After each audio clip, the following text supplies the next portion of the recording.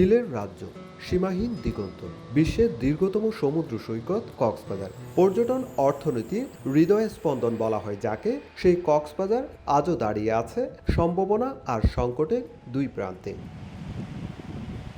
প্রতিবছর লাখ লাখ দেশি বিদেশি পর্যটকের পদচারণায় মুখর এই জেলা। হোটেল রিসোর্ট ব্যবসা, মাছ শিকার, লবণ ও চিংড়ি শিল্প এসবই যোগায় সমুদ্রকেন্দ্রিক অর্থনীতির বড় অংশ।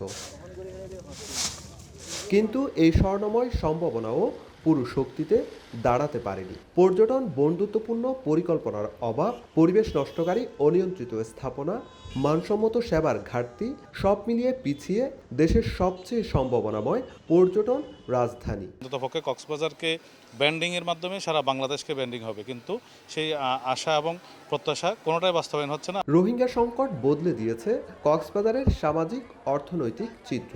পরিবেশ, বনভূমি, যোগাযোগ ব্যবস্থা সবকিছুতে তৈরি হয়েছে বাড়তি চাপ।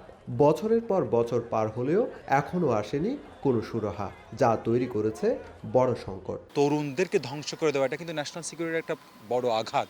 সো এই ক্ষেত্রে যত দ্রুত সম্ভব একটা প্ল্যানের মাধ্যম দিয়ে এগুলোকে সমাধান করতে হবে। এটার জন্য আমাদের পর্যাপ্ত কমিশন, পর্যাপ্ত কমিটি, পর্যাপ্ত প্ল্যান লাগবে। মহামূল্যবান ব্লু ইকোনমির সম্ভাবনা থাকা সত্ত্বেও হয়নি সাগর ভিত্তিক শিল্পায়ন। জাহাজ মেরামত, মাছ প্রক্রিয়াজাতকরণ, সামুদ্রিক গবেষণা কেন্দ্র কিছুই বাস্তবে রূপ পায়নি এখনও।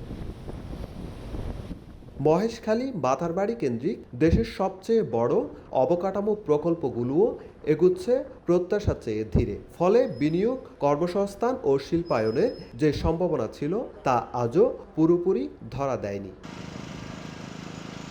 নাগরিক সমাজের মধ্যে বিগত বছরগুলোতে কক্সবাজারে বেশ কিছু উন্নয়ন প্রকল্প বাস্তবায়ন হলেও স্থানীয়ভাবে এর তেমন কোনো প্রভাব পড়েনি।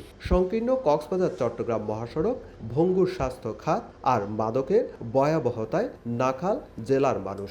যারা আসবেন নির্বাচনের পরে, তারা যেন যে এইখানে যারা বসবাস করছেন তাদেরকে যেন একটা টেকসই বেড়িবাঁধ দিতে পারেন। আমাদের যে নাগরিক সুবিধা যেগুলো আছে এগুলো যাতে আমরা পাই।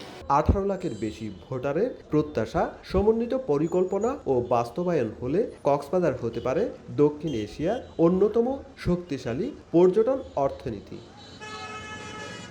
সুজাউদ্দিন রুবেল, সময় সংবাদ, কক্সবাজার।